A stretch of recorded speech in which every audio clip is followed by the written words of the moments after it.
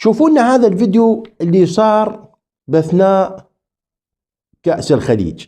هاي حال الجماهير العراقية، شوف هاي حال الجماهير. نعل على والديك عدنان درجان، نعل على والديك. اقول لك ترى والله بلواي والله العظيم، يعني ادري تسب الرجال شو له غرض؟ شو له غرض؟ اذا انتم مطايه زين انتم تافهين، يعني انت ما عندك عقل؟ ها؟ انتم عقولكم وين يا رب؟ بس اريد افتهم انتم عقولكم وين؟ يعني جاي يقولوا لكم الملعب مقبض يشيل الله لا ما اتذكر 63,000 مقعد يشيل، والجايين 5 ملايين. يعني عقولكم هاي وين تردون توصلون بيه؟ الملعب مقبض، انتم مش مالكم، ولكم هاي المكانات ضاله. هسه احنا مو الناس شفناها عمي والله العظيم، شفناها بالكوفهات اللعبه.